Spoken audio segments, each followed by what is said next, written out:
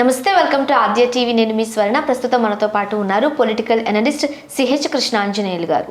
నమస్తే అండి. నమస్తే స్వర్ణ గారు. ఎస్ కృష్ణ గారు, ఏపీలో పరిస్థితులు చూస్తుంటుంటే ఓ పక్క వారాహి యాత్ర అంటూ పవన్ కళ్యాణ్ వస్తున్నారు, మరో పక్క గడప గడపకు మన ప్రభుత్వం అంటూ వైఎస్ఆర్సీపీ దూసుకుపోతోంది, మరో పక్క టీడీపీ ఇంతవరకు వెనకపడ్డాము అనుకున్న టైంలో రేసులో మేమున్నామంటూ రకరకాల యాత్రలతో వాళ్ళు కూడా వస్తున్నారు. అంటే టీడీపీ పుంజుకుంటుంది అనుకోవచ్చా?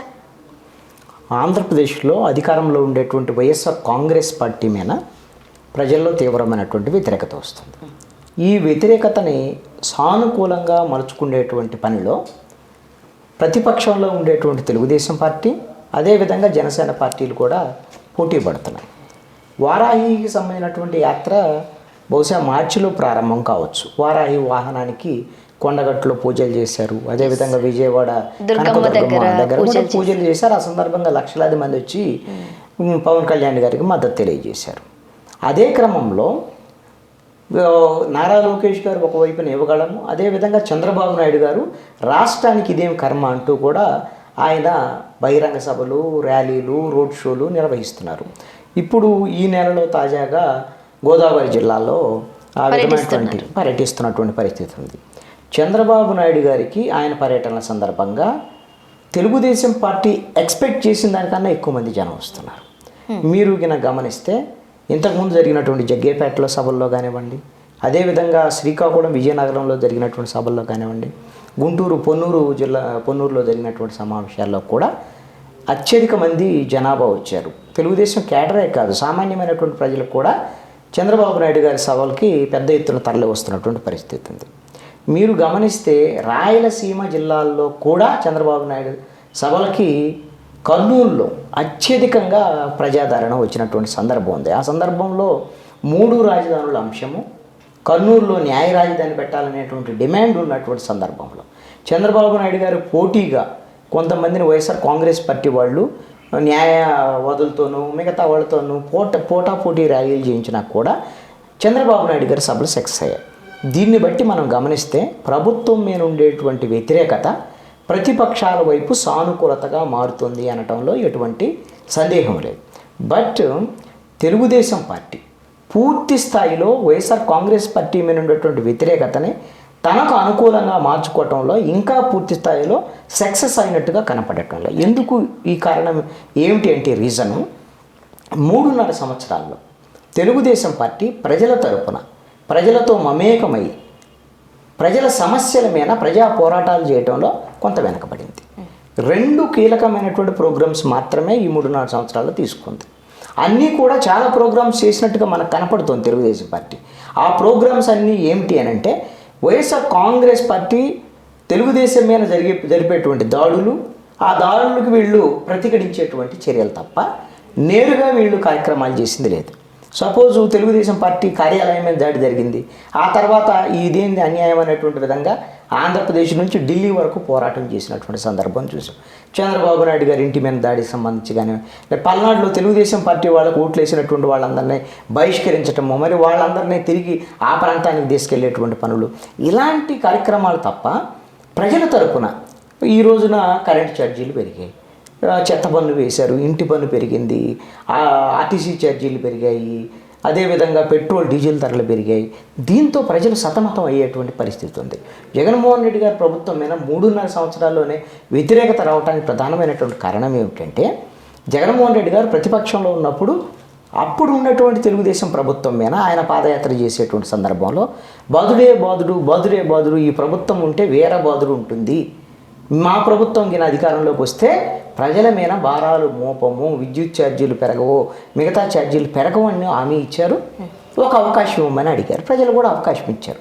ఈ 3.5 సంవత్సరాల్లో జగన్మోహన్ రెడ్డి గారు నవరత్నాల పేరుతో ఆయన ఇచ్చేది పావలా అయితే ఈ రోజున ప్రజల మీద వేసేటువంటి భారాలు రూపాయి పావుల భారాలు. ప్రజలకు అర్థమవుతుంది అది. ఇప్పుడు రకరకాల పథకాలు పెట్టి ఎవరి అకౌంట్లోకి వాళ్ళకి వేసేస్తున్నారు. ఇప్పుడు అదంతా మనం చూసుకుంటే middle class, lower middle class వాళ్ళకి లబ్ధి చేకూరుతుందని చెప్పొచ్చు మనం. ఇప్పుడు అమ్మఒడి పథకంలో డబ్బులు వేసేస్తున్నారు అంతే. సో ఒకేసారి 18,000 ఇలా వచ్చేసరికి వాళ్ళు ఎంతో ఇచ్చేసారని అనుకుంటున్నారు, కానీ అదే మా మీద భారం పడుతుందని ఏపీ ప్రజలకు అర్థమవుతుందంటారా? ఇక్కడ ఒక అంశం ఏమిటంటే ఆ పథకాలు అమలు చేసినందుకు భారాలు వేయాల్సిన అవసరం లేదండి. ఈ పథకాలు అసలు కొత్తవి కానే కాదు. ఈ నవరత్నాలు అనేటువంటిది గత ప్రభుత్వ హయాంలో కూడా అనేకమైనటువంటి వివిధ రూపాల్లో కొనసాగినటువంటి పరిస్థితి ఉంది. ఉదాహరణకు ఒక అమ్మఒడి అనుకోండి, అమ్మఒడికి సంబంధించినటువంటి ఒక కుటుంబంలో ఒక్క పిల్లగాడికి ఒక పిల్లగా మాత్రమే ఇస్తున్నారు. గత ప్రభుత్వాలు మిగతా సమయాల్లో ఏమిటి అని అంటే స్కాలర్షిప్లు ఉండేవి. అందరికి ఆ కుటుంబంలో ఎంతమంది ఉంటే అంతమందికి స్కాలర్షిప్ వచ్చేటువంటి అవకాశం ఉండేది. అంటే ఉన్నటువంటి పథకాలన్నింటినీ రద్దు చేసి కొత్త రూపంలో నవరత్నాల పేరుతో నేరుగా డబ్బులు ఇచ్చేటువంటి కార్యక్రమం చేస్తారు. సపోజు చేతి వృత్తులు వాళ్ళకి సంబంధించి ఒక సంవత్సరానికి 10,000 రూపాయలు ఇస్తున్నారు అనుకోండి. అసలు ఈ రోజున చేతి వృత్తులు మొత్తం దెబ్బతిన్నటువంటి పరిస్థితుల్లో, వాళ్ళకి ఉపాధి అంతా పోయినటువంటి పరిస్థితుల్లో వాళ్ళకి 10,000 రూపాయల పేరుతో ఆశ్రయిస్తే ఉపయోగం ఏముంది? ప్రయోజనం లేదు కదా. మొత్తము ఎస్సీ, ఎస్టీ, బీసీ మైనారిటీలకు సంబంధించినటువంటి వాళ్ళు వీళ్ళే పేదవాళ్ళుగా ఎక్కువ మంది ఉంటారు.